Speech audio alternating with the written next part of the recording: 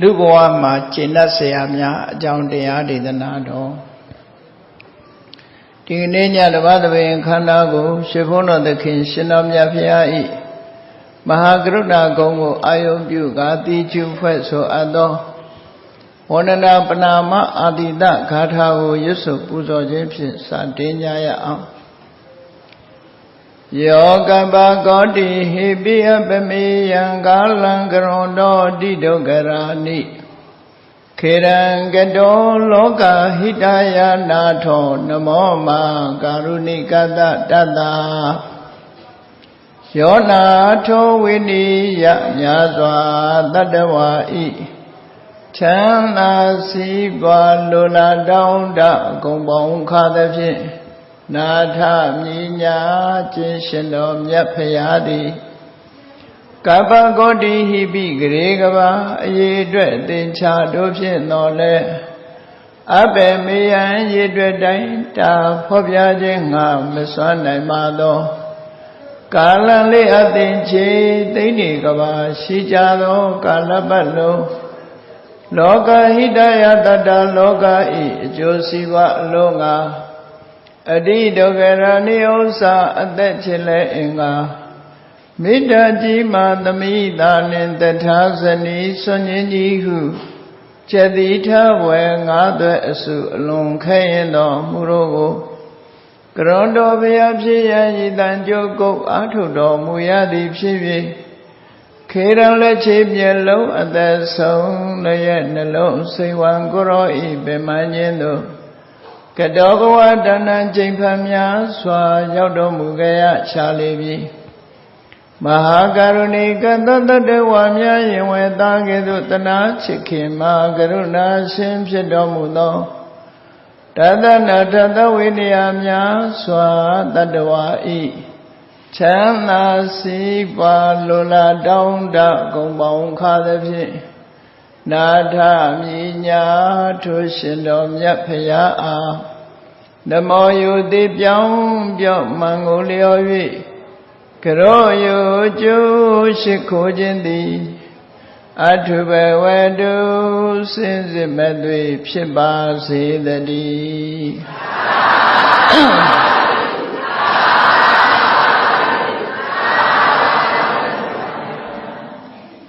ဘဝမှာကျင့်တတ်เสียများဘုန်းကြီးတို့လူဘဝရထားပြီးကိုယ်ဘဝမှာကျင့်တတ်เสียတွေရှိရလား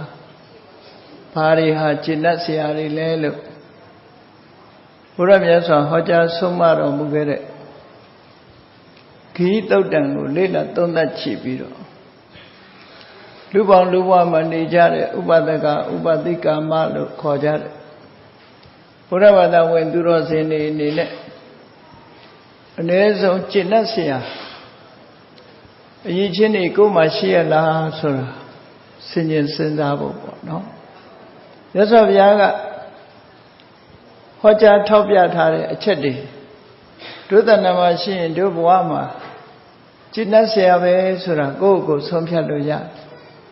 အကယ်၍မှဒီအချက်တွေမပြည့်စုံသေးဘူးဆိုရင်ကျင့်တတ်เสียမကောင်းသေးဘူးလို့ပြောဘဝမှာဘဝဆိုတာဟာကျင့်တတ်เสียတွေများစွာရှိတော့လေမကျင့်တတ်เสียတွေကလည်းများစွာရှိတယ်ပေါ့ဓမ္မရှုထောင့်ကကြည့်တဲ့အခါဘဝမှာမကျင့်တတ်เสียတွေကိုရှာဖွေတွေ့ထားဖို့လိုတယ်ကျင့်တတ်เสียတွေကိုလည်းရှာဖွေတွေ့ဖို့လိုအပ်တယ်ပေါ့အဲ့တော့မိမိတို့အနေနဲ့မကျင့်တတ်เสียကောင်းတဲ့ဘဝမှာလူဖြစ်လာကြပြီးကျင့်တတ်เสียကောင်းတဲ့အချက်လက်တွေတို့မှာဘာတွေလိုအပ်တယ်လဲဆိုတာအလေးနဲ့စဉ်းကျင်စဉ်းစားပြီးတော့ကိုယ့်ဘဝပြုပြင်ကြရမှာမြတ်ဗုဒ္ဓရဲ့အဆုံးအမကတော့ mind center တည်ခြင်းလို့ခေါ်တဲ့အတိုင်းစိတ်ကိုဗဟိုပြုပြီးတော့ဆုံးမတယ်အဲ့တော့မြန်မာနိုင်ငံမှာတော့မြတ်စွာဘုရားရဲ့အဆုံးအမတွေအလွယ်တကူနာယူပြီးတော့နေခွင့်ရတော့အလွယ်တကူကြားနာခွင့်ရတဲ့အခါမှာတခါတရံမှာလူတွေမှာအမှတ်တမဲ့ပေါ်များတယ်လို့ထင်ပြီးတော့အလေးနဲ့ထားလိမ့်မရှိကြတာမျိုးကလည်းကြုံတတ်တယ်ပေါ့အဲ့ဒါမျိုးမဖြစ်အောင်တတိထားဖို့တော့လိုအပ်တာပေါ့ နေတင်ကားတွေမဲ့ဘုန်းကြီးတို့စီမှာဒီ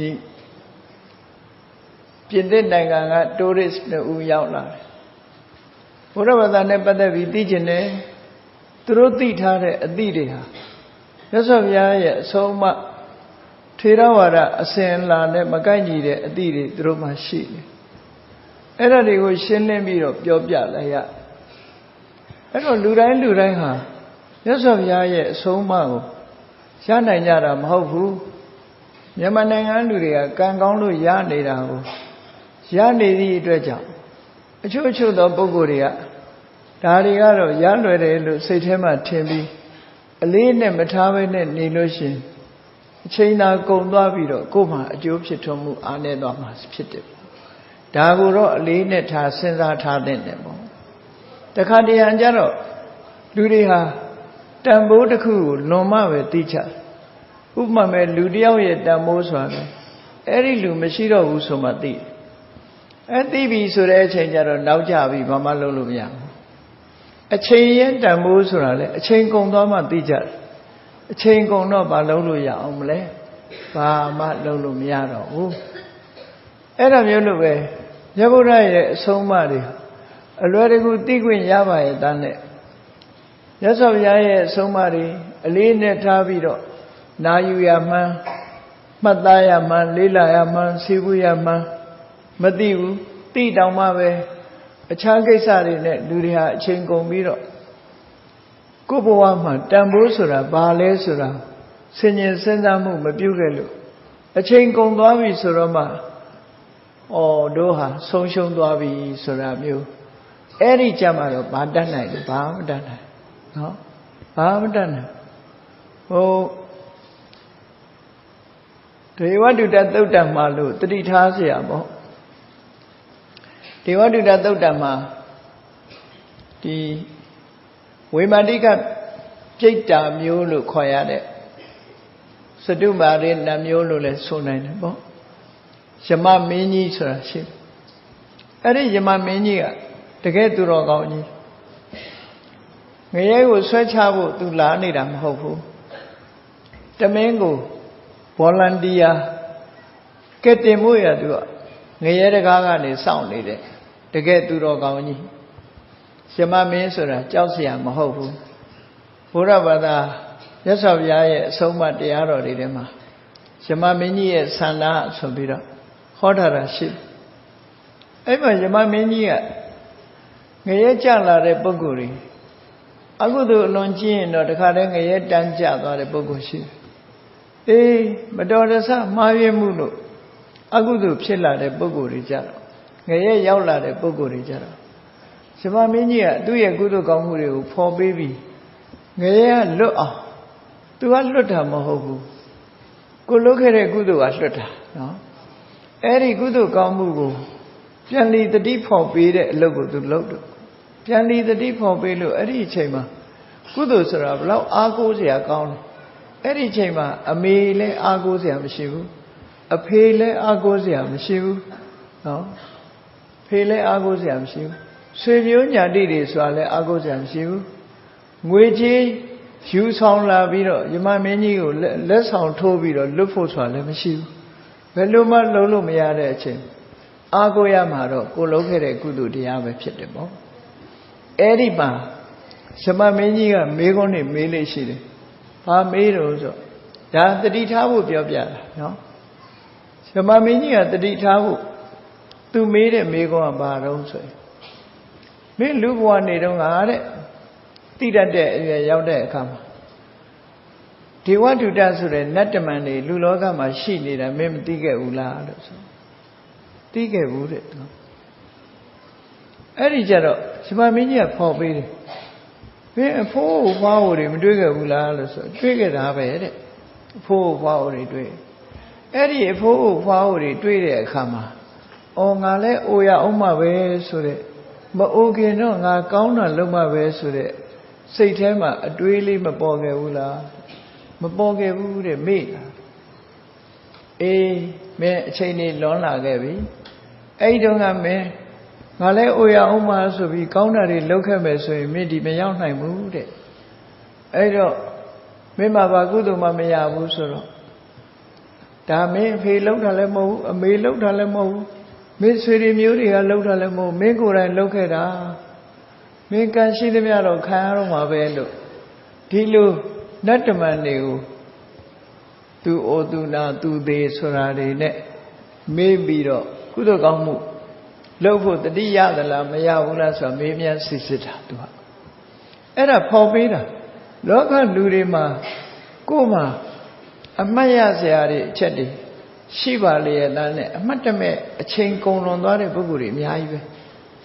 ဒီကနေ့ခေတ်မှာလည်းစဉ်းစားကြည့်လို့အလွယ်တကူရတာမြတ်စွာဘုရားရဲ့အဆုံးအမတရားတော်တွေဟောပြောနေတဲ့ပုဂ္ဂိုလ်တွေလည်းရှိတယ်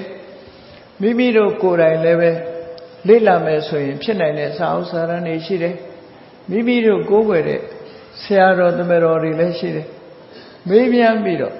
ဘယ်လိုလုပ်ရမလဲတရားကိုဘယ်လိုကျင့်ရသလဲဆိုတာတွေမေးမြန်းစီဘူးလေ့လာလို့ရှိရင်ရနိုင်တဲ့တဲ့ဒီအခွင့်အရေးကြီးကိုစီးပွားရေးအကြောင်းပြဟိုဟာဒီဟာအကြောင်းပြပြီးတော့ဘဝတစ်ခုကုန်လွန်သွားမယ်ဆိုရင်စဉ်းစားတာချီတော့နော်အလေးနဲ့မထားတဲ့ပုဂ္ဂိုလ်တွေအများကြီးရှိတယ်နော်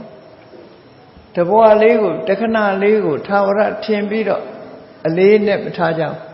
နောက်ဆုံးမှတရားပွဲလာတဲ့ပုဂ္ဂိုလ်တောင်မှပဲတရားပွဲလာပြီးစကားထိုင်ပြောနေတဲ့ပုဂ္ဂိုလ်တွေရှိသေးတယ်လေတရားပွဲတော့လာတယ်တရားတော့မနာဘူးစကားထိုင်ပြောနေအဲ့လိုပုဂ္ဂိုလ်တွေစဉ်းစားကြည့်အချိန်လွန်သွားလို့တရားပွဲပြီးတယ်လေသူတို့ဘာရလိုက်ဘာမှမရလိုက်ဘူးအဲ့ဒါကိုကို့မှာတန်ဖိုးမဲ့မှန်မသိဘူးဆိုလို့ရှိရင်တော့ခုနယမမင်းကြီးစစ်တဲ့အချိန်ကြတော့မှမလုပ်ခဲ့ရပါဘူးလို့ပြောရမယ့်အနေအထားမျိုးဖြစ်သွားတယ်တတိကြီးစွာထားတဲ့နဲ့ပေါ့တန်ဖိုးရှိတဲ့အချိန်တွေမှာတန်ဖိုးရှိအသုံးချတတ်ဖို့အမတန်မှအရေးကြီးတယ်ခုလို့ဓမ္မသဘင်ရှင်ကျင့်ပပြီးမြတ်စွာဘုရားရဲ့အဆုံးအမတွေကြားကြရနာကြရတယ်ဆိုတာနိုင်ငံခြားတိုင်းတစ်ပါးမှာနေတဲ့ပုဂ္ဂိုလ်တွေအတွက်မဟာအခွင့်အရေးကြီးကြားတော့မကြားဘူးနော်မကြားဘူးအဲ့မှာဒီလေကအဲ့ဒီပြင်သစ် tourist နှစ်ယောက်ကိုသိကျင်တယ်သူတို့သိကျင်တယ်သူတို့သိနေတဲ့ဘုရားဘာသာကိုသူတို့ယုံကြည်တယ်ဒါပေမဲ့သူတို့သိနေတဲ့အသည့်တွေကလွဲမှားနေတော့လွဲမှားနေတာကိုတော်ဖြောက်အောင်ပြောရတယ်ပေါ့တော်ဖြောက်အောင်ပြောရတဲ့အခါအနည်းငယ်လေးတော့အတန်ငယ်လေးတော့ရိပ်မိသွားတဲ့သဘောတော့ရှိတယ်ပေါ့ဒါပေမဲ့လို့သေးသေးချာချာနားလည်ဖို့ဆိုတာသူတို့ကိုယ်တိုင်လေ့လာကြရအောင်မှဖြစ်တယ်ပေါ့အဲ့ဒါလို့ဘုရားဘာသာမြတ်ဘုရားရဲ့အဆုံးအမတွေကိုရချင်ရတဲ့နဲ့ရခွင့်မရှိတဲ့ပုဂ္ဂိုလ်တွေကဘာမှအများကြီးပဲမြန်မာနိုင်ငံလူတွေကကံကောင်းလို့နော်အလို့လျောက်မြန်မာနိုင်ငံဘိုးဘွားမိဘတွေရဲ့ခြေဆုတရားနဲ့နှစ်ပေါင်း1000လောက်ကတည်းကမြန်မာပြည်ကိုဘုရားဘာသာရဲ့ဘုရားရဲ့အဆုံးအမတရားတော်တွေဟာရောက်ရှိပြီးတော့ရရှိထားသည့်အတွက်ကြောင့်ကနေ့ထိသာသနာထွန်းလင်းပွင့်လန်းပြီးတော့နေသူသဖြင့်မန္တလေးမြို့သူမြို့သားတွေဆိုရင်ဒီမှာစာပေကျမ်းကတတ်တဲ့ဆရာတော်ကြီးတွေအမတန်မှမြောင်များစွာသတင်းသုံးတဲ့နေရာဖြစ်ပြီးတရားဓမ္မဆိုလည်းပဲနာယူခွင့်ကျက်မှတ်ခွင့်တွေအများကြီးရှိရတဲ့အမှတ်တမဲ့နေပြီးတော့အချိန်တွေကုန်သွားကြမယ်ဆိုလို့ရှိရင်ခုနလိုပဲမလောက်ခဲ့မိပါဘူးမေးလျော့ခဲ့ပါလေဆိုပြီးတော့တန်ဖိုးရှိတဲ့အချိန်တွေကုန်သွားအောင်မှာပဲကုန်သွားမဲ့ပုဂ္ဂိုလ်ကရာခိုင်တော့အများကြီးပဲရှိတယ်ဒါကိုအလေးနဲ့ထားတတိထားဖို့မင်းတရားပွဲရောက်လာယမမင်းကြီးကမေးလိုက်မယ်ရောက်တော့ရောက်တယ်ဒါပေမဲ့လက်ဖက်သုတ်စားကျင်းသုတ်စားစကားထိုင်ပြောဘာဟောသမန်တော့မသိလိုက်ဘူးဆိုတဲ့လူယမမင်းကြီးစစ်ရင်တော့အဲ့ဒါလိုပဲဖြေရမှာနော်အဲ့တော့သူ့ဖို့မှာအကျိုးရှိရမယ့်နေရာမှာအကျိုးမရှိဘူးဖြစ်သွားတယ်နော်အဲ့ဒါကိုငါတို့ကတော့ဒီသိပြီးသားလိုနဲ့အဲ့ဒါလိုတရားမနာဘူးစကားတွေပြောနေမယ်ဆိုလို့ရှိရင်အဲ့ဒီပုဂ္ဂိုလ်တွေဟာတရားရဲ့အနှစ်သာရတွေကနေပြီးလက်လွတ်ဆုံးရှုံးသွားမယ်ဆိုတာ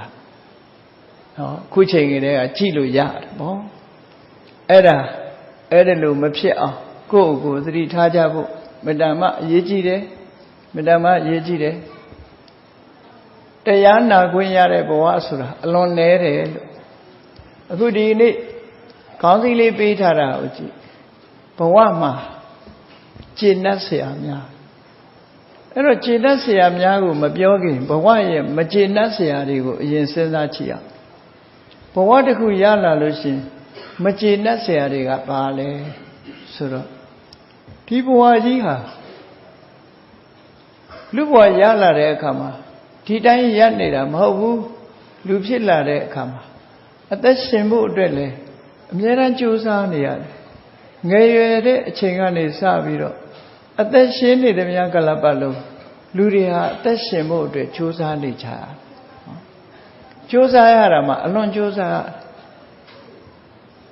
မကြောက်မှဖြစ်လာပြီဆိုရင်ဆေးဝါးတဆာရီဆရာဝန်တွေစီသွားရဆေးကုရတဲ့အသက်ရှင်ဖို့အတွက်အများကြီးရုန်းကန်လှုပ်ရှားနေရတယ်ဟုတ်ပြီအသက်ရှင်ဖို့အတွက်ရုန်းကန်လှုပ်ရှားနေရတဲ့ဒီလူဘဝကြီးဟာဒီတိုင်းပဲအစင်တပြေနဲ့နေသလားလို့ဆိုဘယ်ဟုတ်မလဲလူတွေဟာကြည့်ဝေးလာတော့ငယ်ငယ်လေးကနေပြီးတော့ဒီလိုစားကတောက်ခါအိတ်ခါနဲ့တဖြည်းဖြည်းကြီးလာပြီးတဲ့အခါမှာနုပြိုမှုတွေတဖြည်းဖြည်းဆုံးရှုံးလာပထမတော့လူဘဝနုပြိုမှုတွေနဲ့လာခဲ့တယ်ဆိုပါစို့စနစ်နဲ့ကြည့်လိုက်မယ်ဆိုလို့ရှိရင်တနှစ်သားကနေပြီးစနစ်သားအရောက်ပြီဆိုလို့ရှိရင်မန္တတတကနုနယ်တယ်အမေဖေတွေညီကိုမောင်နှမတွေအတော်တွေကြီးတော်တွေအားကိုးပြီးနေရတဲ့အနေထားမျိုးသူကသူမရတည်နိုင်ဘူးကလေးဆိုနုနယ်တဲ့အရွယ်လေးပဲ17နှစ်လောက်ရောက်တဲ့အခါ17နှစ်ကနေပြီးအသက်20ကျတဲ့အမေဖေနာသိမ့်မကတ်ဘူးတငယ်ချင်းအပေါင်းအသင်းတွေနဲ့သွားပြီးပျော်တယ်အိမ်တော်မကတ်တော့ပျော်တဲ့အရွယ်ကိုခိတ္တဓာတကလို့ခေါ်22နှစ်ကနေပြီးတော့အသက်30အရွယ်အတွင်းရောက်တဲ့အခါကျတော့ဒါသဘာဝကိုပြောတာအသက်30ရောက်တဲ့အခါကျတော့လူဟာဒီတင်းနှောင်တင်းနဲ့ဖြစ်လာအတောင်လည်းစုံလာတယ်လို့ပဲရုပ်ရည်အစင်းတွေချောမောလှပလာတယ်တင်းနှောင်တင်းနဲ့ဖြစ်လာတယ်ယောက်ျားဆိုရင်ယောက်ျားပြီးသားသားဖြစ်လာတယ်အမျိုးသမီးဆိုရင်လည်းချောချောမောမောလေးတွေဖြစ်လာတယ်ဟောအသက်32နှစ်ကနေ40ရောက်တဲ့အခါကျတော့ခွန်အားဗလာတွေရှိလာသွားနိုင်တယ်လာနိုင်တယ်စားနိုင်တယ်တောက်နိုင်တယ်ဆိုတော့ခွန်အားဗလာတွေရတယ်တခါ42နှစ်က50ရောက်သွားပြီဆိုရင်လူဟာအပျော်ပါတဲ့စဉ်းစားဉာဏ်တွေကများလာဘာလို့စဉ်းစားလာပြီခါတိုင်းလို့မလုပ်တော့စဉ်းစားဖြစ်လာ4နှစ်လာတခါ52နှစ်ကနေပြီးတော့60ကျတော့အကြပိုင်းရောက်လာပြီ50ဆိုတာအမြင့်ဆုံးအဆင့်ရောက်သွားတာအဲ့ဒီ52နှစ်ကနေကြော်လိုက်တာနဲ့လူဟာစိတ်ဓာတ်တွေလည်းပြောင်းသွားရုံနဲ့မကဘူးလူရဲ့အခြေအနေကလည်းပြောင်းလာတဖြည်းဖြည်းလှပတဲ့အရေးအစင်းတွေအင်အားတွေတဖြည်းဖြည်းကျလာတယ်တဖြည်းဖြည်းလျော့လာတယ်နုပြိုမှုတွေတဖြည်းဖြည်းလျော့လာတယ်လျော့ကျလာ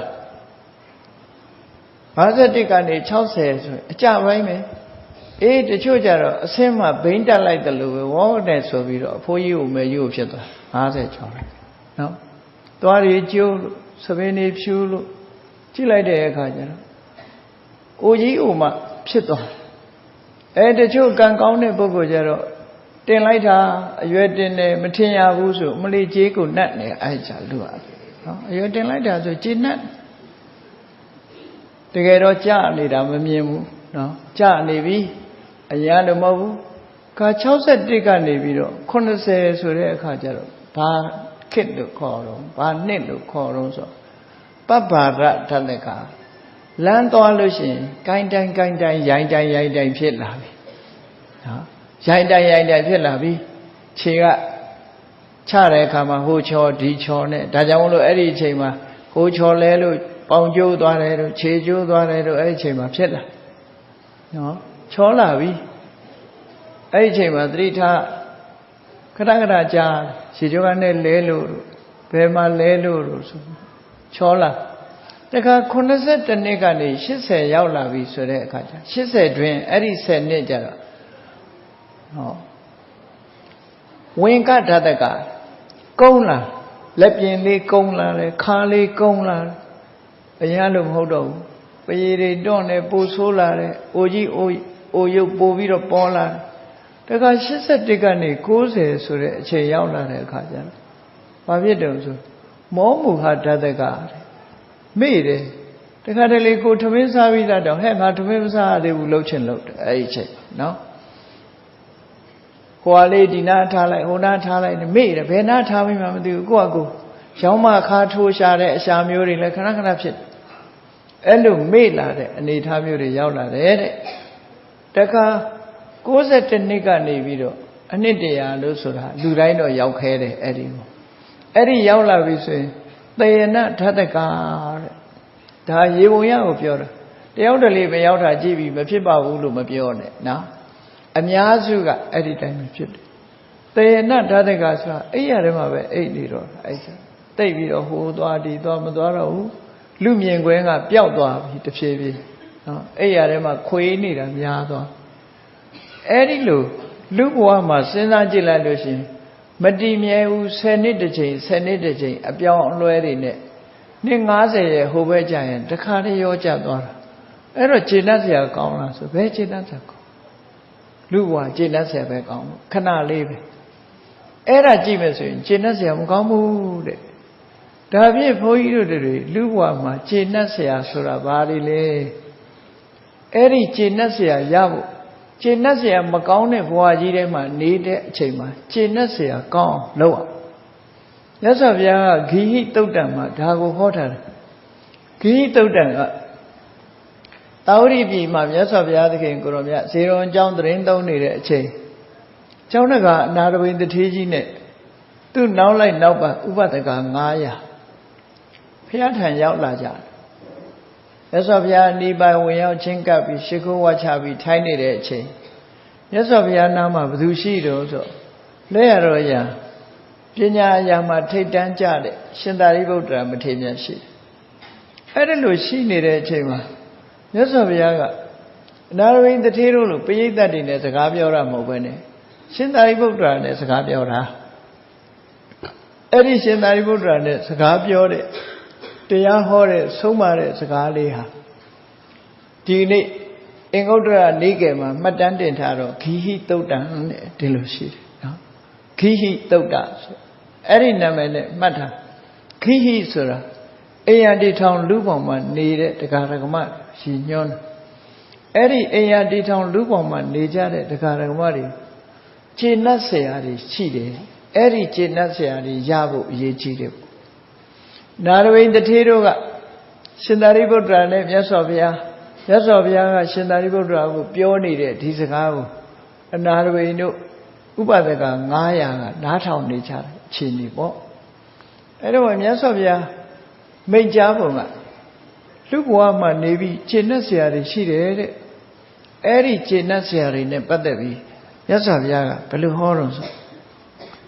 ယံကိဉ္စိသာရိပုတ္တဇာနေယထာဂိဟိဩရတဝဒနံဆိုပြီးတော့အဲ့ဒီစကားလုံးလေးနဲ့စလိုက်တာအေးလူတွေတဲကတဲ့လူဝတ်ကြောင်တွေတဲကအဝတ်ဖြူကိုဝတ်တဲ့လူဝတ်ကြောင်နော်ရှေးတုန်းကအိန္ဒိယနိုင်ငံတို့သီဟိုနိုင်ငံတို့ကြည့်ရင်လူတွေဟာဒီအယောင်အစင်းတောက်ပြောင်တာတွေဝတ်လို့မရှိကြဘူးအဖြူရောင်ကိုဝတ်တယ်ဒါကြောင့်မို့ဩရတဝဋ္ဌဝတနာဆိုတဲ့စကားလုံးကိုသုံးတာအဝတ်ဖြူကိုဝတ်တယ်ဘုန်းကြီးတွေကြတော့အဝတ်ကမဖြူတော့ဘူးတစ်ခေါက်ဆိုလိုက်တာကိုလူနဲ့ကွဲသွားတယ်ဒါပေမဲ့ဒီကနေ့ခေတ်မှာလူတွေဝတ်တဲ့အဝတ်တွေကတော့အယောင်မျိုးစုံပဲနော်ဘုန်းကြီးအောင်လည်းဝတ်ချင်ဝတ်တာလူကအဲ့တော့အယောင်မျိုးစုံရှိရှေးခေတ်အနေနဲ့ကတော့အဝတ်ဖြူဝတ်တယ်ဘုန်းကြီးတို့သီရိလင်္ကာနိုင်ငံနေတော့ကဥပုံနေတို့ဘာလို့ဆိုရင်တီဟိုကျွန်းသူကျွန်းသားတွေအင်ကြီးကလည်းအဖြူလုံးကြီးကလည်းအဖြူဆွတ်ဆွတ်ပဲအဲ့တော့ဥပုသ်ဆောင်တဲ့တရားဓမ္မတွေဒါအဖြူဝတ်သလားလို့မဟုတ်ဘူးကျောင်းတက်တဲ့ကလေးတွေကျောင်းသားလေးတွေကျောင်းသူလေးတွေကလည်းအဖြူတွေကြီးပဲကောကျောင်းသားကအင်ကြီးလည်းအဖြူဒီမှာတော့လုံးကြီးစိမ့်လို့ခေါ်တယ်နော်ဒီကြတော့ဗမာပြည်မှာတော့အစိမ့်အဲ့ဒီသီရိလင်္ကာနိုင်ငံမှာဆိုလို့ရှိရင်အင်ကြီးကလည်းအစိမ့်ဘောင်းမီရှည်ကလည်းအစိမ့်အမျိုးသမီးတွေကြတော့အင်ကြီးကလည်းအဖြူစကတ်ကလည်းအဖြူဟော သူတို့မှအဖြူတွေကြီးပဲဝတ်တယ်ဖွေးစွန်နေတဲ့အဖြူဖွေးစွန်နေတဲ့အဖြူဝတ်လိုက်တဲ့အခါကျတော့သူတို့ရဲ့မဲတဲ့အသားလေးကလည်းပေါ်နေတာနော်အဖြူနဲ့အမဲဆိုတော့တကယ်ကို black and white ပဲနော်အသားကလည်းမဲတာဟုတ်သူတို့ကျွန်းနေဆိုလေတိုက်တော့အသားမဲလာလေတိုက်လေမဲလေလေတိုက်လေမဲလေတီဟိုကျွန်းမှာကလေးလေးတွေသတိထားကြည့်တယ်ဝေးလာကစားတော့ကတော့သိပ်မဆိုးဘူးအသားလက်တယ်တဖြည်းဖြည်းမဲလာလိုက်တာနောက်ဆုံးမှမဲเสียမကြံအောင်ကိုမဲတာအကုန်နော်အဲ့လိုမဲတော့ဒါကြောင့်လို့သူတို့ကအဝတ်ဖြူပိုကြိုက်ပုံရတော့အမဲကြီးရှိတဲ့လူကအဖြူကြိုက်တယ်ကိုယ်မရှိတာကြိုက်တာလေဒါကိုယ်မရှိတာကြိုက်တယ်ဖြူတဲ့လူကတော့သိအဖြူဝတ်ချင်မှုမပေါ်ဘူးဖြူတဲ့လူကအမဲကြိုက်တယ်လေဒါကြောင့်မို့ဒီကနေ့ခေတ်မှာအမဲတွေဝတ်ကြတယ်တော်တော်များများကုရိယဇာကကြည့်ပြီးဝတ်သလားတော့မသိဘူးအမဲတော်တော်ကြိုက်တယ်ခင်ဗျအမဲကိုအစွဲလန်းရှိတဲ့တရုတ်လူမျိုးတွေကတောင်အမဲကြိုက်လာတယ်ခုဘာကြောင့်လို့ဆိုတရုတ်မှာအမဲရောင်ဝတ်စုံဝတ်တယ်ဆိုတာအတုပအခမ်းအနားမှာဝတ်တာသူတို့သို့တော့ဒီကနေ့ခေတ်လူငယ်တွေကမင်္ဂလာအခမ်းအနားတွေမှာလည်းပဲအမဲရောင်ကိုသဘောကျဘာဖြစ်လို့အသားဖြူတာနဲ့လိုက်ဖက်တယ်ပေါ့ဒီလိုနော်အဲ့ဒါလိုဖြစ်လာအဲ့တော့ခုဒီစာပေထဲမှာခိဟိဩရတဝဋ္ဌဝဒနာဩရတဝဒနာအဖြူဝတ်ကိုဝတ်ထားတဲ့တချို့လူအကြောင်းနေတဲ့မိသားစုဘဝမှာနေကြတဲ့ပုဂ္ဂိုလ်တွေဟာကျေနပ်เสียတွေကဘာတုံးလို့ဆိုလို့ရှိရင်ပင်စတုသိက္ခာပရေတုသူတံဝုဒ္ဒကမ္မန္တံဒီကျင့်သုံးရမယ့်သိက္ခာပုဒ်၅မျိုး၅ပါးသီလပေါ့ကျင့်သုံးရမယ့်၅ပါးသီလကိုတဲ့တည်တည်ချာချာအလေးနဲ့ကျင့်သုံးတယ်ဒါဟာလူတွေအတွက်သိကျေနပ်เสียကောင်းတယ်ကျေနပ်เสียကောင်း၅ပါးသီလလုံရင်သိကျေနပ်เสียကောင်းတယ်ခုနလိုလူဘဝကြီးဟာတဖြည်းဖြည်းအိုခြင်းအိုပါစေ၅ပါးသီလလုံမယ်ဆိုရင်ကျေနပ်เสียကောင်းနေပြီဒီလိုဆိုတာနော်အဲ့တော့၅ပါးသီလကိုအထင်မသေးလေနဲ့အရိယသူတော်စင်ဖြစ်မှ၅ပါးသီလဆိုတာလုံခြုံနိုင်တာဉာဏ်တဲ့ပုဂ္ဂိုလ်တွေက၅ပါးသီလတောင်ကကျိုးမြောက်ကပေါက်အောက်ကပေါက်အထက်ကပွင့်နေဆိုမရှိဘူးနော်အဲ့တော့၅ပါးသီလနဲ့ပတ်သက်ပြီးတော့မြတ်စွာဘုရားဟောထားတာပင်စတုသိက္ခာပရေတုသူတံဝုဒ္ဒကမ္မန္တံကျင့်သုံးရမယ့်စီမင်းစည်းကံ၅ချက်တို့မို့သိက္ခာပုဒ်၅ခုမှာစနစ်တကျစောင့်စည်းပြီးတော့ကျင့်သုံးနေမယ်ဆိုရင်သိကျင့်နှံ့စရာကောင်းပြီတဲ့ဒါတစ်ခုနောက်တစ်ခုကဘာတော့စတုဏံအာဘိစေတတိကဏံစတုဏံအာဘိစေတတိကဏံမွန်မြတ်တဲ့စိတ်နေသဘောထားအလုံးကိုအထက်တန်းကျတဲ့စိတ်နေသဘောထားတွေအဲ့ဒီစိတ်နေသဘောထားတွေကိုမှီပြီးတော့မှဒါဖြစ်တာမော်မြတ်တဲ့စိတ်နေသဘောထားတွေရှိတယ်ဒိဋ္ဌဓမ္မဒုက္ခဝိဟာရဏ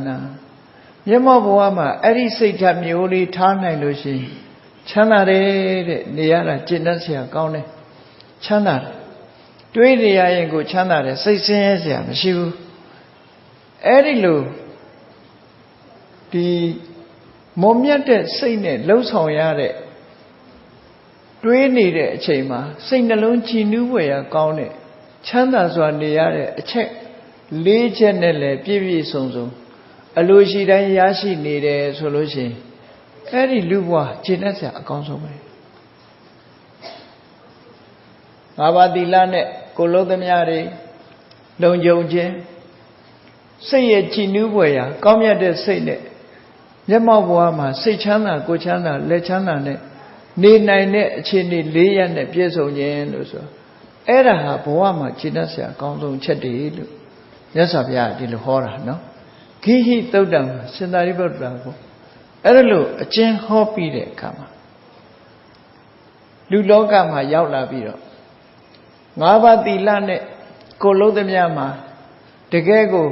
လုံခြုံစိတ်ချရတယ်ဆိုတဲ့၅ပါးသီလကိုတည်တည်ချာချာထိမ့်သိမ်းဆောက်ရှောက်တယ်ဆိုတဲ့အချက်ရဲ့စိတ်ချမ်းသာမှုကိုပေးနိုင်တဲ့ကိုချမ်းသာမှုကိုပေးနိုင်တဲ့မော်မြတ်တဲ့စိတ်နေစိတ်ထားတွေနဲ့နေနိုင်တယ်ဆိုတဲ့အချက်၄ချက်ရဲ့ ပေါင်းလိုက်တော့5ခုဘာဝတိလလုံတာကတစ်ခုမွန်မြတ်တဲ့စိတ်တွေသဘောထားတွေနဲ့ချမ်းချမ်းသာသာနေနိုင်တာက4ခုပေါင်းလိုက်တော့5ခုအဲ့ဒီ5ခု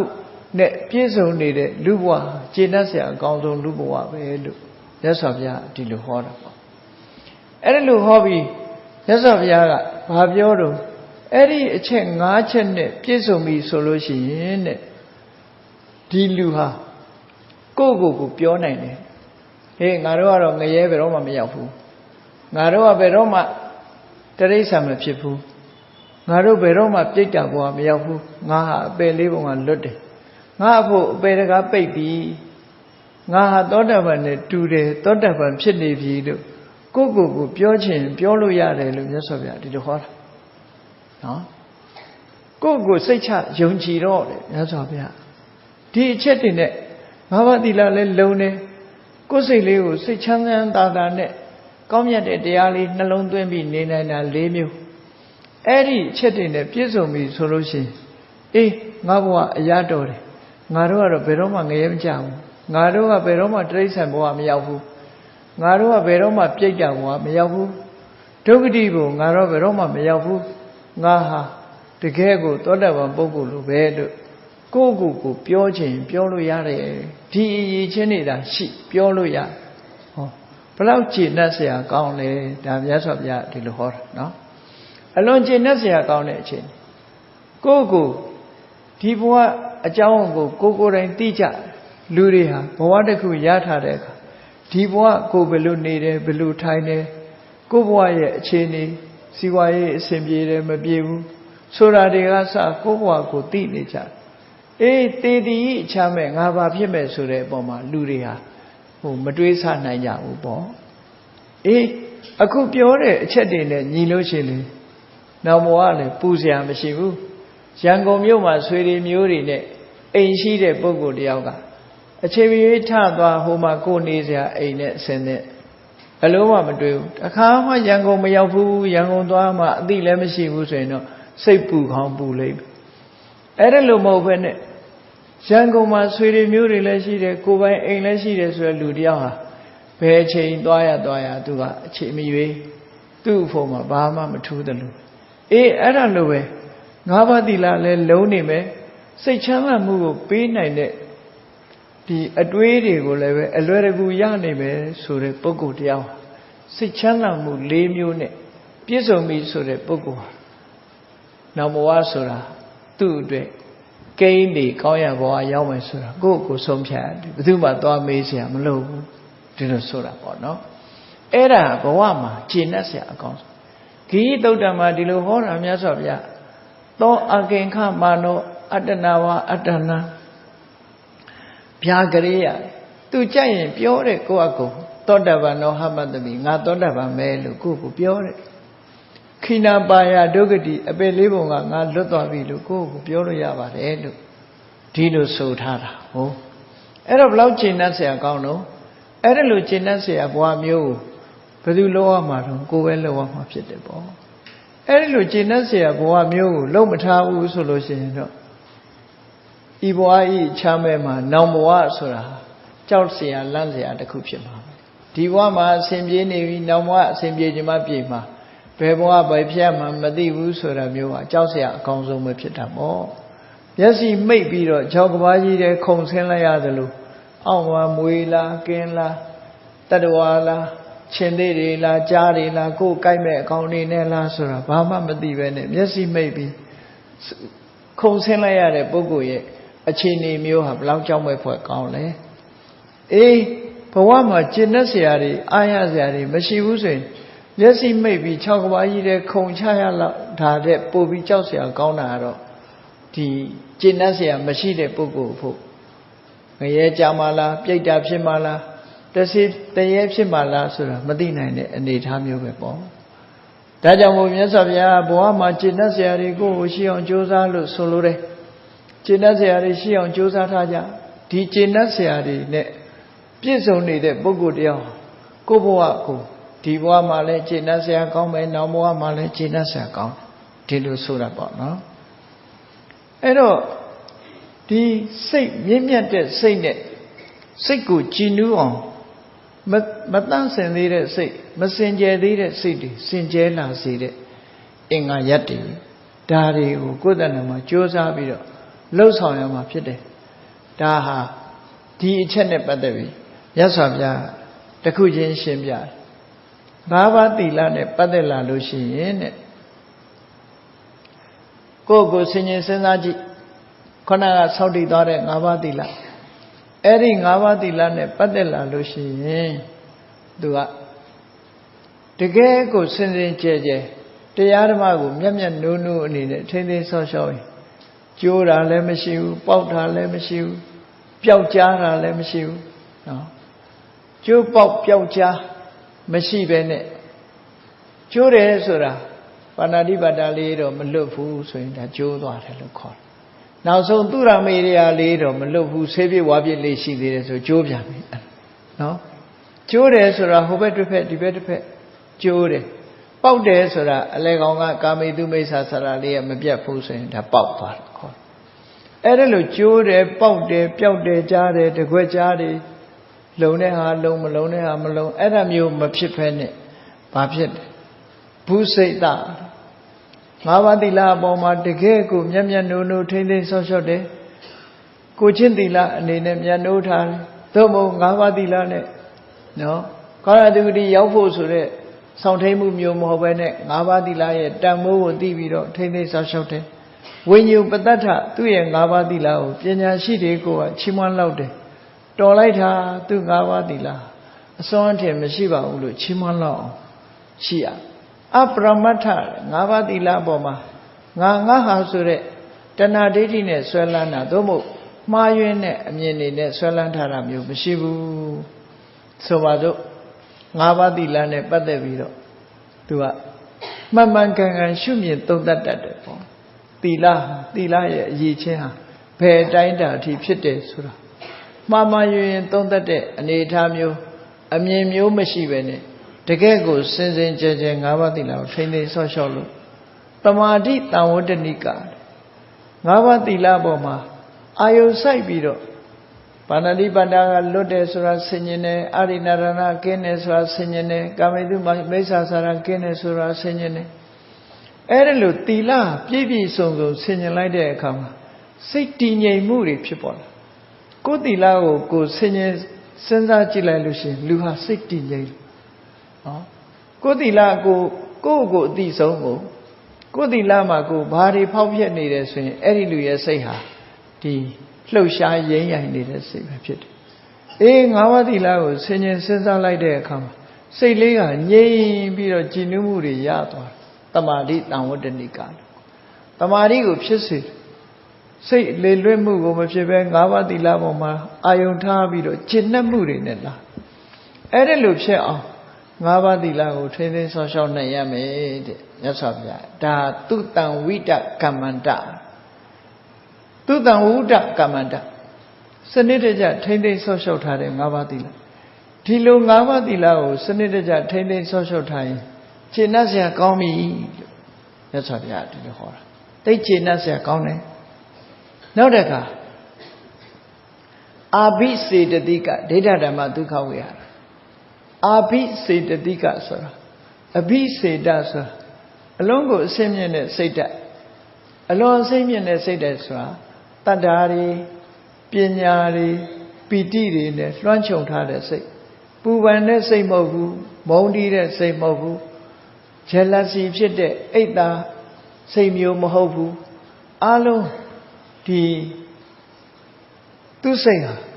အလွန်မွန်မြတ်ပြီးတော့တွေးလိုက်တိုင်းချမ်းသာဒုက္ခကိုဖြစ်ပေါ်စေနိုင်တဲ့အနေအထားမျိုးရှိတယ်တွေးလိုက်တာနဲ့တပြိုင်နက်လောဘတွေဖြစ်နေလို့ရှိရင်လည်းငြိမ်းသွားတယ်ဒေါသတွေဖြစ်နေလို့ရှိရင်လည်းငြိမ်းသွားတယ်မာမာနတွေအိတ်တာတွေမစ္စရိယတွေဖြစ်နေပြီဆိုရင်လည်းငြိမ်းသွားနိုင်တယ်တဲ့အဲ့ဒီငြိမ်းသွားစေနိုင်တဲ့အာယုံလေးတွေပေါ်မှာစိတ်ကိုမပြတ်ထားနိုင်တဲ့အနေအထားမျိုးရှိရမယ်လို့ဆိုအဲ့ဒါကဘာလဲလို့ဆိုရင်၅ပါးသီလပြည့်စုံပြီးတဲ့နောက်မှာဗုဒ္ဓေအဝိစ္စပတာဒေနသမနာကတောမြတ်စွာဘုရားကိုအာယုံပြုလိုက်တယ်ဘယ်အချိန်ဖြစ် ဖះကိုအာယုံပြုလိုက်အာယုံပြုတဲ့အခါမှာဖះရဲ့ခုံကိုအာယုံပြုမြတ်စွာဘုရားရဲ့ခုံနေကိုသိတဲ့ဖះအပေါ်မှာကျေနပ်စရာကောင်းတဲ့ခုံတွေကိုကိုအာယုံပြုလိုက်အဲ့ဒီအာယုံပြုလိုက်တဲ့ဖះခုံထဲမှာအာယုံရောက်နေတဲ့စိတ်လေးဟာအတိညာလည်းရှိတယ်တတ္တာလည်းရှိတယ်ပီတိလည်းဖြစ်တယ်ကျေနပ်အာရမှုတွေရှိတယ်ဖះခုံကိုအာယုံပြုနေလို့ရှိရင်ကျန်တာတွေအကုန်မေ့သွားမေ့ထားလိုက်ပြီးစိတ်ထဲမှာကြည်နူးပြီးတော့နေတယ်ဖះခုံကိုအာယုံပြုပြီးစိတ်ထဲမှာကြည်နူးအဲ့ဒါကိုအာဘိစေတသိကဒိဋ္ဌဓမ္မဒုက္ခဝိဟာရလို့ခေါ်တယ်ဘယ်အချိန်ပဲဖြစ်ဖြစ်ဘုရားကိုအာရုံပြုလိုက်လို့ရှိရင်စိတ်လေးဟာတည်ငြိမ်မှုရသွားတယ်အဲ့ဒီလိုစိတ်လေးစိတ်ညစ်နေလို့ရှိရင်လည်းဘုရားကိုအာရုံပြုလိုက်တယ်နော်အခက်အခဲတစ်စုံတရာတွေ့ရင်လည်းအိုးဘုရားဒီလိုအခက်အခဲတွေမရှိအောင်ဟောတာပဲလောကကြီးဟာအခက်အခဲဆိုတာမြတ်စွာဘုရားဟောထားတာကြုံရမှာပဲဟောဒီလိုအာရုံပြုဒီနေရာလေးမှာဒီရှင်သီဝလိရဲ့မေတော်သုပ္ပဝါဒရဲ့နှလုံးသွင်းနည်းလေးကိုစဉ်းစားကြည့်နှလုံးသွင်းသီဝလိမေတော်ဟာသီဝလိမထေရရဲ့အလောင်းကိုဝင်ရတဲ့အချိန်မှာသူများလို့6 လလွယ်10 လမွေးမဟုတ်ဘူးနော်9 နှစ်တဲ့ပရိသေရီဒီကလေးလေးကိုလွယ်ထားရတာ6 လမဟုတ်ဘူး9 နှစ်9 နှစ်ပြီးတဲ့အခါကျတော့9 ရက်လောက်ဟာမမွေးနိုင်ပဲနဲ့ဘိုင်းနာနေတယ်ဒုက္ခတွေရောက်နေအဲ့ဒီလိုဒုက္ခရောက်နေတဲ့အချိန်မှာသူဘာတွေးလဲဆိုတာစဉ်းစားကြည့်ဖះကိုတွေးတာသူတွေးပုံတွေးနည်းလေးကိုကြည့်အမှန်တမ်းဆင်းရဲဒုက္ခရောက်ပြီးနာကျင်နေတာအေးဖះကိုမတွေးနိုင်တဲ့ပုဂ္ဂိုလ်တွေဆိုရင်အော်ဟစ်နေမှာပဲအော်ရင်နဲ့အော်နေမယ်ကိုထုရင်ထုမယ်နော်အမျိုးစုံလုံးဒေါသတွေနဲ့ဖြစ်နေမှာပဲကိုညင်းသေးတဲ့ဒေါသတွေအဲ့ဒီလိုဖြစ်နေရှင်သေဝလိမေကတော့အဲ့ဒီနာကျင်မှုတွေကိုကြည့်ပြီးတော့အမှန်တမ်းနာကျင်တဲ့ဒီဒုက္ခကိုသူကဘယ်လိုစဉ်းစားတော့ဆိုအော်မြတ်စွာဘုရားဟာအမှန်တရားကိုသိတယ်ဆိုတာဟုတ်လိုက်တာအခုငါခံနေရတဲ့ဒုက္ခမျိုးတွေကလွတ်ဖို့ဘုရားဟာတရားဟောနေတာဘုရားဟောတဲ့တရားတွေဟာငါခံနေရတဲ့ဒုက္ခမျိုးကလွတ်စေတဲ့တရားတွေပဲဒီဟာတွေကလွတ်အောင်မြတ်စွာဘုရားကငါတို့ကိုဆုံးမနေတာလို့ဟောလို့တွေးတာသူကနော်ဒါကြောင့်မို့ဘုရားဟာတကယ်ကိုမြင်ပါပြီတယ်ခုဒုက္ခရောက်တိုင်းဘုရားကိုအာရုံပြုကြည့်လိုက်အော်ဒီဒုက္ခတွေအကြောင်းဒီဒုက္ခတွေဖြစ်မှာမို့မြတ်စွာဘုရားကကြိုတင်ပြောထားပြီးသားပဲသဗ္ဗေသင်္ခါရအနိစ္စဘဝဆိုတာဘယ်မှမမြဲဘူးသင်္ခါရတွေဆိုတာဖြစ်ပြီးရင်ပြတ်တာပဲသဗ္ဗေသင်္ခါရဒုက္ခသင်္ခါရတွေဆိုတာဒုက္ခတွေပဲသဗ္ဗေသင်္ခါရအနတ္တသဗ္ဗေဓမ္မာအနတ္တတဘာဝတရားတွေမှန်သမျှကိုပိုင်တဲ့အရာတွေမဟုတ်ဘူးကိုဖြစ်ချင်တိုင်းဖြစ်လို့တခုမှမရဘူးအဲ့တော့ငါမှဖြစ်တာငါဖြစ်တာမဟုတ်ဘူးသင်္ခါရသဘောတရားသူ့ဟာသူဖြစ်တယ်မြတ်စွာဘုရားကဒါကိုဟောတာမှန်လိုက်တာကြည်စမ်းမှမြတ်စွာဘုရားရဲ့ခုံကိုအာရုံပြုတာနော်မှန်လိုက်တာလို့ဆိုပြီးမြတ်စွာဘုရားခုံကိုအာရုံပြုပြီးအော်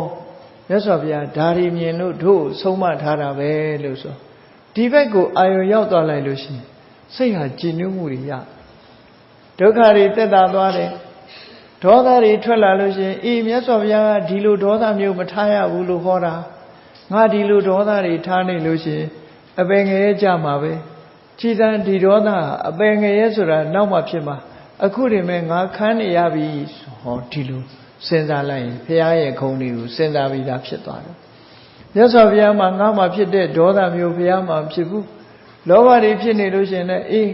ငါမှဖြစ်တဲ့လောဘမျိုးမြတ်စွာဘုရားမှာမရှိဘူးမောဟတွေဖြစ်နေရင်ငါမှဖြစ်တဲ့မောဟမျိုးမြတ်စွာဘုရားမှာမရှိဘူးဒါကြောင့်မို့မြတ်စွာဘုရားဟာအရဟံကိလေသာအန္တရာယ်တွေကိလေသာတရားတွေအလုံးဖယ်ရှားပြီးသားဖြစ်တယ်တကယ်ကိုစစ်မှန်ပါတယ်လို့ဘုရားကိုအာရုံပြုပြီးတော့ကြည်နူးဝမ်းသာတဲ့စိတ်လေးနဲ့နေလိုက်ရင်အခက်ခဲတွေကအလုံးကလွန်မြောက်သွားနိုင်တယ်လို့ဒီလိုဆိုတာနော်အဲ့ဒါလို့ရပြီဆိုရင်အခက်ခဲကြုံတိုင်းဘုရားကိုတတိပြုအေးဘုရားကိုတတိပြုရင်ကနေနောက်တစ်ခုတတိပြုเสียနံပါတ်1ကဘာလို့ဆိုဓမ္မေအဝိစ္စပတာရိဏသမဏဂတောအေးမြတ်စွာဘုရားဟောတဲ့တရားဟာအခုလိုဒုက္ခတွေဒီလိုအခက်ခဲတွေလွန်မြောက်စေနိုင်တာဟာတရားပဲ ဒါကြောင့်မို့တရားမှတစ်ပါးငါမှအားကိုးရမရှိဘူးကြည်လေငါဒေါသထွက်နေတာကိုမြတ်စွာဘုရားဒီဒေါသငြိမ်းအောင်မေတ္တာပွားရမယ်လို့ဟောထားတယ်အဲ့တော့ဒီမေတ္တာပွားလိုက်တာနဲ့ဒေါသဟာငြိမ်းအေးသွားတယ်မှန်လိုက်တာဆိုပြီးတရားပေါ်မှာလက်တွေ့ခံစားရတယ်ကြည်နက်တဲ့စိတ်တွေသဘောထားတွေဖြစ်ပေါ်လာတယ်ပေါ့နော်အခက်အခဲတစ်ခုကိုရှောင်လိုက်တာအေးလောဘတွေဖြစ်နေလို့ရှိရင်လည်းကြည်တွေ့တာမှုတွေဖြစ်တယ်လူကိုတွေ့တာလားပစ္စည်းကိုတွေ့တာလားတွေ့တာမှုတွေနှစ်ခုရှိအဲ့ဒီလိုလူကိုဖြစ်ဖြစ်ပစ္စည်းကိုဖြစ်ဖြစ်လူကိုတွေ့တာတယ်စုံမဲ့နေတယ်ဆိုလို့ရှိရင်အေးမတက်မတဲဖြစ်နေတဲ့ယွန်စရာကောင်းတဲ့အတုပအမြင်မျိုးကိုမြင်လိုက်မယ်မတင့်တယ်တဲ့သဘာဝတရားတွေအေးသူပါဇက်ကပဲဖြစ်ဖြစ်ငါပါဇက်ကပဲဖြစ်ဖြစ်ထွက်သမျှဟာမှုကြိုင်တဲ့အနတ်မရှိဘူးအပုပ်နတ်နေကြီးပဲလူတွေရဲ့ခန္ဓာကိုယ်မှာရှိတဲ့ထွက်သမျှသဘာဝတွေဟာအင်မတန်မှနန်စော်တဲ့အရာတွေသာဖြစ်တယ်အပေါ်ယံကလှုပ်ထားတဲ့အမွှေးကြိုင်နေတာအကြောင်းမွှေးနေတာတကယ်တော့လူတိုင်းဟာမတ္တရီဆရာတွေကြီးပဲခန္ဓာကိုယ်ရဲ့ထွက်တာတွေမှန်သမျှဘယ်နေရာကထွက်တိမ့်ထားစရာတခုမှမရှိဘူးအမှန်တမ်းမှယွန်စရာကောင်းတယ်ဆိုတာတွေးလိုက်တာနဲ့တပြိုင်နက်ဘာဖြစ်သွားဒီရာဂစိတ်ဟာရောကျသွားပစ္စည်းဥစ္စာနဲ့ပတ်သက်ပြီးတန်ရောစဉ်ဖြစ်နေပြီဆိုလို့ရှိရင်အေးပစ္စည်းဆိုတာနော်ငါမသုံးလို့ရှိရင်လည်းအချိန်တိုင်းရင်သူ့ဟာသူဟောင်းသွားမှာပြက်သွားမှာပဲငါနှမျောနေလို့အလကားပဲငါကတော့လည်းပစ္စည်းကိုစွန့်သွားရမယ်ပစ္စည်းကတော့လည်းငါ့ကိုစွန့်သွားလိမ့်မယ်အဲ့တော့ဒီပစ္စည်းပေါ်မှာငါတန်းဒီမဝတ်ရဲ့မစားရဲ့မကန်ရဲ့လုံနေတာဟာဘာမှအကြောင်းကျိုးကြောင်းစီလျော်တာမဟုတ်ဘူးအလုံးဟာအနိစ္စသဘောတရားအရာအချိန်တန်ရင်ပြတ်သွားမှာပဲဆိုတဲ့အနိစ္စတင်ညာနှလုံးသွင်းလိုက်တာနဲ့တွေ့တာမှုတွေရော့သွားဟိုတွေ့တာမှုတွေရော့သွားတော့မြတ်စွာဘုရားဟောတဲ့တန်ဒိဋ္ဌိကိုကိုယ်တိုင်သိနိုင်တယ်ဆိုတာဟုတ်တာပါလားစဉ်းစားကြည့်လေဒေါသလေးဖြစ်လာလို့ရှင်သိခံခြင်းခွင့်လွှတ်ခြင်းဘက်ကစဉ်းစားလိုက်ချက်ချင်းပြေသွားအဲ့ဒီလိုဓမ္မအပေါ်မှာကျင့်နဲ့အားရလောက်အောင်နှလုံးသွင်းဆင်ခြင်မယ်ဆိုရင်လူဟာချမ်းသာမှုကိုရသွားနိုင်တယ်ပေါ့ဒီလိုဆိုတာဟောနောက်တစ်ခုတတိယအချက်ကတော့ဘာလဲတန်ခေအဝိဇ္ဇပတာရိဏသမဏရတောအရိယတန်ဃာတွေကြည့်လိုက်လောဘတွေကင်းအောင်ကျင့်တယ်ဒေါသတွေကင်းအောင်ကျင့်တယ်မောဟတွေကင်းအောင်ကျင့်တယ်ယန္တာဖြစ်သွားပြီလောဘလည်းကင်းသွားတယ်ဒေါသလည်းကင်းသွားတယ်မောဟလည်းကင်းသွားအေးတန်ဃာတော်အရှင်မြတ်တွေကုသိုလ်ကောင်းမှုတို့လုံးလိုက်ရရင်အနုတ္တရံပုညံခိတံလောကတဒီကုသိုလ်ကောင်းမှုလုံးလိုက်တာအကျိုးတွေမြတ်များစွာရတယ်စဉ်းကျင်စဉ်းစားကြည့်တယ်ဒီတန်ဃာတွေကိုလှူလိုက်လို့ဥပမာကိုသိတာဆိုလို့ရှိရင်ပြောမယ်ဆိုရင်တကယ်ကိုဆင်းရဲသားတစ်ယောက်ဟာသူများအိမ်ကအခစားနဲ့လဲထုံပြီးတော့နေရတဲ့ပုံနာတို့လိုသူရင်းငှားတယ်ရှင်သာရိပုတ္တရာမထေရမြတ်ကိုတပူလေးနဲ့ရေလေးကပ်လိုက်ရတယ်ဇနီးလုပ်တဲ့ပုဂ္ဂိုလ်ကတဏှစာဆောင်းလေးလှူလိုက်ရတယ်အဲ့ဒါလေးတွေပေါ်မှာအာယုံဆိုင်လိုက်တာမကြခင်ကပဲသူထွန်ရက်ထားတဲ့ရေကြီးခဲတွေကရွှေဖြစ်သွားတယ်ချက်ချင်းကြီးအကျိုးပေးတာလို့အနုတ္တရံပုညံခိတံလောကရှင်မကတ္တဗမထေရမြတ်ကြီးကိုဆွန်းတဆွန်းလောက်လောင်းလိုက်ရလို့ရှင်အဲ့ဒီပုဂ္ဂိုလ်ကချက်ချင်းတထေးရင်လည်းဖြစ်တယ်စစ်သူကြီးရင်လည်းဖြစ်တယ်ယာဓုတွေရသွားတယ်ချက်ချင်းကောင်းကျိုးချမ်းသာတွေကိုပေးဆောင်နိုင်တယ်ပေါ့အဲ့ဒါလို့တန်ခါဂုဏ်တွေကိုအာယုပြုပြီးတော့နှလုံးသွင်းဆင်ခြင်လိုက်မယ်ငါတို့ဟာကုသိုလ်ကောင်းမှုလုပ်ချင်တာဒီတန်ခါတွေမရှိရင်တို့ကုသိုလ်လုပ်လို့မရဘူးလောကမှာကိုကျင့်သီလမရှိတဲ့တရောင်းစားပဲပေးเสียရှိမယ်ခွေးတွေပဲကျွေးเสียရှိမယ်အခုလို့မုံမုံမြတ်မြတ်ကိုကျင့်သီလနဲ့နေတဲ့တန်ခါတွေရှိသည့်အတွက်ကြောင့်တို့တွေဟာတို့ပစ္စည်းတွေလှူရတန်းရကြိုနှပ်ပြီးဒီကုသိုလ်ကောင်းမှုဟာတို့အတွက်တုံ့ပြန်မှုတွေအလွန်ကြီးမားတဲ့အကျိုးတရားတွေကိုရမှာပဲလို့ဟောတန်ခါကုံကိုအာရုံပြုပြီးတော့ဆင်ခြင်သုံးသပ်လိုက်လို့ရှင်လူဟာစိတ်ကြည်နူးမှုတွေရလာအကုန်လုံးမေ့သွားပြီးတော့စိတ်ထဲမှာကျဉ်တ်သွားအလုံးကျဉ်တ်သွားအခုလိုကြောင်းကြီးတွေဆောက်ပြီးလှူကြတဲ့ဒကာတော်မတွေလည်းစဉ်းစားကြည့်မကုန်ဘူးလားကုန်တယ်အဲ့ဒီကုန်လိုက်တဲ့ဟာကရလိုက်မဲ့အကျိုးကြတော့ကုန်တာတဲ့အစပေါင်းများစွာရဘာကြောင့်ရတာတော့စဉ်းစားကြည့်လေဒီပြဟာမကြည့်နဲ့မျိုးစေ့နဲ့နှိုင်းရှင်ပြီးတော့ကြည့် တရားစိတ်လေးတစ်စိစိုက်လိုက်တယ်တရားပင်ပေါက်လာကိုစိုက်တာကတစ်စိတည်းစိုက်တာနော်တရားပင်ပေါက်လာလို့တရားပင်ကတီးလိုက်တဲ့အခါကျတော့အသီးပေါင်းမြောင်များစွာဖြစ်တယ်လှုပ်တာကတစ်ခုတည်းရတာကအများကြီးဒါနကောင်းမှုဆိုတာလေအဲ့တိုင်ကိုလှုပ်လိုက်တဲ့ကုသိုလ်ကောင်းမှုတစ်ခုတည်းပဲဖြစ်စေဒီပေါ်မှာကျဉ်နှူးဝမ်းသာတဲ့စေရနာတွေဟာမျိုးစေ့တွေဖြစ်သွားတယ်အဲ့ဒီစေရနာဇောတွေဟာမျိုးစေ့ပေါင်းမြောင်များစွာဖြစ်သွားတဲ့အတွက်ကြောင့်မျိုးစေ့တစ်စိလင်အခုလိုအကျိုးတွေကိုပေးနိုင်တာဖြစ်သောကြောင့်မြောင်များစွာရတယ်ဆိုတာအမတန်မှထင်ရှားတယ်ပေါ့တောင်သူလယ်သမားတွေအနေနဲ့ကြည့်မယ်ဆိုရင်စဘာတတင်းကျဲလိုက်တာတင်းတရာထွက်တယ်ဆိုနဲတာမှမဟုတ်ပဲလေတင်းတရာထွက်သွားပြီဆိုနဲတာမှမဟုတ်ဘူးကိုလှုပ်တာတည်းပဲရလိုက်တဲ့အကျိုးမြတ်ကြတော့တင်းတယ်အဲ့ဒါလိုပဲဒါနကောင်းမှုကတစ်ချိန်တစ်ခါလှုပ်လိုက်တာပဲဖြစ်စေကိုယ်တဏ္ဍာမှာကျသွားတဲ့မျိုးစေ့တွေအမတန်မှများအဲ့ဒီမျိုးစေ့တွေဟာဒီတိုင်းဘယ်တော့မှပျောက်ပြက်မသွားဘူးအကြောင်းအကျိုးညီညွတ်တဲ့အခါမှာဘဝအကျိုးတွေကိုပေးမှဖြစ်တယ်ပေါ့အဲ့ဒီလိုတန်ခါကုံကိုအာယုံပြုပြီးတော့ကြည်နူးဝမ်းသာတဲ့စိတ်နဲ့နေလိုက်မယ်ဆိုလို့ရှိရင်အာဘိစေတသိကဒုက္ခဝိဟာဒိဋ္ဌဓမ္မဒုက္ခဝိဟာစိတ်ထဲမှာကျဉ်းနှံ့ပြီးတော့ချမ်းသာကိုလုံးသမျှတွေဘလောက်ကုံသွားအာကိုတကြီးဖြစ်လာစိတ်ထဲမှာကျဉ်းနှံ့စရာတွေဖြစ်လာနော်ကုသိုလ်ကောင်းမှုဆိုတာတွေးလိုက်ရင်ဝမ်းသာစရာကျဉ်းနှံ့စရာဘယ်ကုသိုလ်လုပ်လို့ပြန်တွေးရင်ဝမ်းနည်းစရာတခုမှမရှိကျဉ်းနှံ့စရာတွေကြီးပဲအာကိုစရာတွေကြီးပဲဖြစ်တယ်ပေါ့ဒီလိုဆိုနောက်တစ်ခုကြတော့ဘာလို့ဆိုရင်နံပါတ်၄ကြတော့ကိုယ်သီလကိုကိုယ်ဆင်ញင်တာအရိယကဏ္ဍသီလလို့ဆိုရယ်ကိုယ်သီလကိုကိုယ်ဆင်ញင်တကယ်ကိုအသက်တဲ့တန်ဖိုးထားပြီးတော့ဆောင်းလျှောက်တဲ့သီလအဲ့ဒီသီလကိုလေကိုကလုံးဝကျွလွန်မှုမရှိဘဲနဲ့အသက်တဲ့တန်ဖိုးထားပြီးထိမ့်သိမ်းဆောင်းလျှောက်တယ်ကိုယ်သီလလေးကိုတွေးနေလိုက်တဲ့အခါမှာကျင့်တတ်စရာတွေအားရစရာတွေဖြစ်ပေါ်လာတယ်ဟောဘဝမှာကျင့်တတ်စရာဆိုတာတခြားဟာတွေကိုပြောတာမဟုတ်ဘူးတဲ့နော်ငါးပါးသီလရှိရင်လည်းကျင့်တတ်စရာကောင်းတယ်ဖရာကုံကိုအာယုပြုပြီးကြည်နူးမှုရတာလည်းကျင့်တတ်စရာကောင်းတယ်တရားကုံကိုအာယုပြုပြီးတော့ကြည်နူးမှုရတာလည်းကျင့်တတ်စရာကောင်းတယ်တန်ခါကုံကိုအာယုပြုပြီးတော့ကြည်နူးမှုရတာလည်းကျင့်တတ်စရာကောင်းတယ်ကိုယ်သီလကိုကိုယ်ဆင်ញင်ပြီးတော့ကျင့်တတ်မှုရတာလည်းပဲကြည်နူးစရာကြည်နူးမှုကိုရတာလည်းကျင့်တတ်စရာကောင်းတယ်လို့ကျင့်တတ်စရာ၄မျိုးငါးပါးသီလပါထဲတော့ကျင့်တတ်เสีย၅မျိုးဘဝမှာကျင့်တတ်เสียဆိုတာဒါတွေပဲမြတ်စွာဘုရားကအဲ့ဒီအချက်လက်တွေနဲ့ပြည့်စုံရင်နောက်ဘဝအတွက်မစိုးရိမ်နဲ့တော့ဘဝမှာစိုးရိမ်စရာမရှိတော့ဘူးတဲ့ခိနာပါယဒုက္ကတိ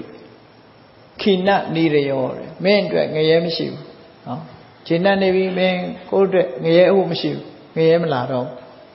ခိနတိရိစ္ဆာနာယောနိမင်းဘဝတိရိစ္ဆာန်ဖြစ်ဖို့မရှိတော့ဟောဆိုလိုတာကကိုလှုပ်တဲ့အခုကုသိုလ်တရားတွေကငရဲမကြအောင်အကာအကွယ်ပေးလိုက်မယ်ဆိုပါစို့ပတ်စံချမ်းသာတဲ့လူဟာတစုံတစ်ခုပြစ်မှုကြုံရင်တော့အဲ့ဒီပတ်စံအကာအကွယ်ပေးလိုက်တယ်နော်ငွေကြေးကြောင့်မလို့သူဟာအကာအကွယ်ရသွားသလိုပဲအေးအခုပြောတဲ့သီလအာဘိစေတသိကလို့ဆိုတယ်မောမြတ်တဲ့စိတ်နဲ့ဆင်ញင်သုံးတတ်တဲ့ဘုရားကုံတရားကုံတန်ခါကုံသီလကုံဆိုတာဆင်ញင်သုံးတတ်လဲလို့ရှိရင်သူကနေပြီးတော့အကာအကွယ်ပေးသွားမှာပဲငရဲကိုကြဖို့ဘယ်တော့မှမဖြစ်အောင်အကာအကွယ်ပေးသွားလိမ့်မယ်ဆင်းရဲဒုက္ခတွေမကြုံအောင်အကာအကွယ်ပေးသွားမှာဖြစ်ဒါကြောင့်မလို့ဘဝအလွန်ကျင့်တတ်စရာကောင်းတဲ့အချက်တွေပဲလို့ဒီလိုမြတ်စွာဘုရားကဟောပြီးတော့ရှင်သာရိပုတ္တရာမထေရမြတ်ကိုဒီလိုဟောတဲ့အခါရှင်းရှင်းလေးအမှန်တမ်းရိုးဖြောင်းတဲ့တရားလေးကိုမြတ်စွာဘုရားဒီသုတ်တံမှာဟောတာရှင်သာရိပုတ္တရာနဲ့ပြောနေတာအဲ့ဒီမှာနားထောင်နေတဲ့ပုဂ္ဂိုလ်တွေကเจ้าတကအနာရဝိတထေးကြီးတို့သောတပန်ဖြစ်ပြီးသားပုဂ္ဂိုလ်တွေကနားထောင်နေတာเนาะအဲ့တော့အလွန်ကျင့်တတ်စရာကောင်းတဲ့အချက်တွေကိုမြတ်စွာဘုရားဆက်ပြီးတော့ရှင်သာရိပုတ္တရာဘာပြောတော့နိရိယေတုဗယံဒိဋ္ဌဝါအေးပေါ့ရောမနေပဲနဲ့နော်ငါဟာဒီလိုအရေးချင်းနေကျင့်တတ်စရာတွေမရှိဘူးဆိုရင်ငရဲကြနိုင်တယ်ဒါကြောင့်နိရိယေတုဗယံဒိဋ္ဌဝါငရဲကြရမယ်ဖေးကို အတိညာနဲ့ရှုပြီးတော့ပါပါဏိပရိဝိစေတဲ့အောက်တန်းကြတဲ့အလုပ်တွေမလုပ်မိစေနဲ့နော်မလုပ်မိစေနဲ့အရိယဓမ္မသမာဓာယဆို၅ပါးသီလကိုခံယူဆောက်တည်ပြီးပဏိတောပရိဝိစေ၅ပါးသီလပြစ်မှုတွေမကျူးလွန်မိအောင်ထိမ့်သိမ်းဆောက်ရှောက်ပါတဲ့အဲ့ဒါကိုပိုရှင်းအောင်လို့မြတ်စွာဘုရားထပ်ဟောတယ်နဟိတိပါဏဗုဒ္ဓနိတရားတွေကိုမင်းညှင်းဆဲတဲ့အလုံးမလုံးနဲ့ရှောင်ပါတဲ့ညှင်းဆဲတာမလုပ်ပါနဲ့ဝိသမဏိပရကမေကိုယ်မှာလုံလဝိရိယရှိနေတာဒါတွေမလုံးနဲ့မုသာသနဗနေသာနာသိလျက်နဲ့ဘယ်တော့မှလိမ်မပြောနဲ့အဒေနံနသပရမတိဘယ်တော့မှသူများပစ္စည်းကိုကိုင်းတောင်မချိနဲ့လို့ဟောမတရားသူများပစ္စည်းကိုယူဖို့နေနေတာလားကိုင်းကိုမချိနဲ့တေဟိဓာရေဟိတန်တုတ်ထောအိမ်တော်ရှင်ဖြစ်လို့ရှိရင်လေကိုယ့်နဲ့အိမ်တော်ဘက်နဲ့ပဲကျင့်တတ်တဲ့နော်ကိုယ့်အိမ်တော်ဘက်နဲ့ပဲကျင့်တတ်ပရဒာရင်စအာရမေသူတော်ဘာသားများကိုဝေးဝေးရရှောင်မေရယံဝါရုနေသံတောနပိဝေစိတ်တမောဟနေစိတ်ကိုတွေးဝေသွားစေတတ်တဲ့မူရစေဝါတွေဘယ်တော့မှမသုံးနဲ့မူရစေဝါတွေသုံးရင်မင်းအသိဉာဏ်တွေတုံးလိုက်မယ်မဟုတ်တာတွေလုံးမိလိုက်မယ်ဒါကြောင့်မို့ဒါတွေကိုမသုံးမိစေနဲ့ဆိုပြီးတော့ဒါဟာ၅ပါးသီလနဲ့ပတ်သက်ပြီးမြတ်စွာဘုရားထပ်ဟောတာအနုတ္တရိယတံဗုဒ္ဓံခက်ခဲကြုံလာတိုင်းသို့မဟုတ်ခက်ခဲကြုံသည်ဖြစ်စေမကြုံသည်ဖြစ်စေကိုယ့်ဘဝမှာဒီအမှတ်ရနေရမှာတော့မြတ်စွာဘုရားပဲဘုရားရဲ့ဂုဏ်တော်တွေကိုအမှတ်ရလိုက်ပါအနုတ္တရိယတံဗုဒ္ဓံဓမ္မင်္စာနုဝိတက်ကယေတရားကိုအာယုံပြုပြီးတော့နှလုံးသွင်းဆင်ခြင်နေပါတဲ့ဘုရားကိုအာယုံပြုပြီးနှလုံးသွင်းဆင်ခြင်နေပါတရားကိုအာယုံပြုပြီးနှလုံးသွင်းဆင်ခြင်နေပါတဲ့အဗျာပစ္စာဟိတံစိတ်တံဒေဝလောကယဘာဝေအေးဒေါသကင်းတဲ့အကျင့်ကောင်းမြတ်တဲ့အကျင့်တွေမေတ္တာတွေပွားပါပွားလို့ရှိရင်အဲ့ဒါတွေဟာနတ်ပြည်ရောက်ဖို့ရအတွက်ကောင်းရတုဂတိဘုံရောက်ဖို့အတွက်ဖြစ်ပါလိမ့်မယ်တဲ့ဥပတ္ထိတေဒေယဓမ္မေကိုယ်မှာတဲ့လူစရာတွေရှိတယ်လူစရာဆိုတာကိုယ်မှာရှိနေတယ်ကိုယ်သုံးတဲ့ပစ္စည်းပဲဖြစ်ဖြစ်ကိုယ်မှာရှိနေပေးလို့ရတဲ့ပစ္စည်းတွေကိုယ်မှာရှိနေတယ်ဆိုရင်တဲ့ပုညထတ္တဇိကိတတော်မင်းကုသိုလ်ရှာတဲ့ပုဂ္ဂိုလ်ဆိုလို့ရှိရင်တန်တေတုပထမံဒိဏံကိုကျင့်သီလနဲ့ပြည့်စုံပြီးတော့ကိလေသာငြိမ်းအောင်ကျင့်နေတဲ့ပုဂ္ဂိုလ်တွေကိုလှူလိုက်ပါတဲ့လှူလိုက်လို့ရှိရင်ဝိပုလဟောတိဒက္ခိဏမင်းလှူတဲ့အလှူဟာအင်တန်မှကြီးကျယ်ကျယ်ပြန့်တဲ့အကျိုးတရားတွေကိုမင်းစီယူဆောင်လာပါလိမ့်မယ်လို့ဟောမြတ်စွာဘုရားဒီလိုဟောအဲ့တော့ငါးပါးသီလနဲ့လည်းပြည့်စုံတယ်ဘုရားကိုလည်းအာရုံပြုနိုင်တယ်တရားကိုလည်းအာရုံပြုနိုင်တယ်တန်ခါခုံကိုအာရုံပြုပြီးတော့လှူနိုင်တတ်နိုင်တယ်အခုလည်းပဲတန်ခါခုံကိုအာရုံပြုပြီးတော့ငါးရကျောင်းဆောင်ကြီးဆောက်ထားတယ်ဆိုတော့ဟောကျေနပ်စရာကြီးပေါ့နော်အဲ့ဒါလို့ကျေနပ်စရာကောင်းတဲ့အချက်တွေဘဝမှာကျေနပ်စရာကောင်းတဲ့အချက်တွေရလာပြီဆိုရင်ငါတို့ဟာတကယ်ကိုအရတော်တဲ့လူဘဝရပြီလို့ကိုယ်စီဝမ်းမြောက်ဝမ်းသာဖြစ်ကြမှာဖြစ်တယ်ဒါဟာမြတ်စွာဘုရားကရှင်သာရိပုတ္တရာကိုဟောတဲ့ဂိဟိတုတ်တံရဲ့အနှစ်ချုပ်ပဲဖြစ်တယ်ပေါ့ဒါဘုရားဟောတဲ့အတိုင်းစာထဲမှာပါတဲ့အတိုင်းရှင်းပြတာပဲဖြစ်တယ်ဒါကြောင့်မို့တရားချစ်ခင်သူတော်စင်ပြိဿပေါင်းတို့ဂိဟိတုတ်တံမှာလာတဲ့မြတ်စွာဘုရားကရှင်သာရိပုတ္တရာမထေရမြတ်အားဟောကြားလို့ကျောင်းတကာနာရဝိန်တထေးကြီးတို့ကြားနာထားတဲ့ဒီတုတ်တံဒီမှတ်တမ်းအရာတို့တွေရဲ့ဘဝမှာဒီကျေနပ်စရာတွေတို့တွေရှိကြရဲ့လားမရှိသေးရင်တို့တွေကျေနပ်စရာတွေရအောင်ကြိုးစားရမှာဖြစ်တယ်ဒီလိုကျေနပ်စရာရလို့ရှိရင်တို့ဘဝဟာအဗ္ဗဓမ္မအရတော်တဲ့ဘဝဖြစ်တယ်လို့ကိုယ်စီစိတ်ထဲမှာယုံကြည်ပြီးမြတ်ဗုဒ္ဓရဲ့အဆုံးအမလိုက်နာကျင့်သုံးနိုင်ကြပါစေကုန်သတည်း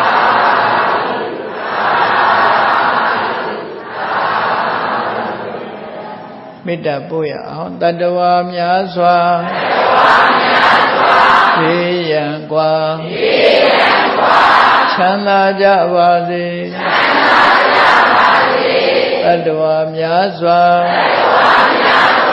ဘေးရန်กว่าချမ်းသာကြပါစေမေတ္တာရေချမ်း သွန်ငါဖြံငြိမ်းချမ်းကြပါစေမေတ္တာရေချမ်းသွန်ငါဖြံငြိမ်းချမ်းကြပါစေသက်ရှိချမ်းသာစိတ်ချမ်းသာကိုယ်ရဆန္ဒပြည့်ပါစေသက်ရှိချမ်းသာစိတ်ချမ်းသာကိုယ်ရဆန္ဒပြည့်ပါစေဘုံလန္တာဒုက္ခပင်ကစားမေတ္တာပုံနေတုသင်္ကမမနောတရတိတဗ္ဗေတံဘဝယန္တုဒုက္ခန္တကမေတ္တာပုံနေတုသင်္ကမစုပေါင်းပို့အမေတ္တာတဟုရောင်မြူပါဝင်းငွေလာမင်းနှင့်ရောင်ချင်းရှဲယုံပေါင်းဆောင်ရအခြင်းကြောင့်သဗ္ဗေတံကျွေးမဲ့ဥတုံလုံးစုံများစွာတတ္တဝါတို့၏မနောတရတိမြမြဖြူစင်အေးကြည်လင်းသည့်ရေစဉ်ပြည့်တင်းစိတ်နှလုံးတည်ဟုသောရေအိုင်ကြီးအတွင်း၌ဒုက္ခပင်ကစားစင်ထာဝရအေးမြကြည်သာတာယာပွင့်လန်းချမ်းသာဒုက္ခတည်ဟုသောကုမုဒ္ဒရာကြာပန်တို့သည်ဖုံးလန္တာဝန္တာရွှင်မြူဝမုံလူလျက်ကြည်နုဝဲကြုံဖူးပွင့်ညကုန်သည်ဖြစ်ပေဒုက္ခန္တကလေအောင်လေးတဲ့ရောရှက်သင်ပြန့်ပိတိတိဟုသောယနန်းတို့သည်ဘဝယန္တုကောင်းစွာမဲ့သွေကြိုင်လိုက်၍နေကြပါစေကုန်တည်း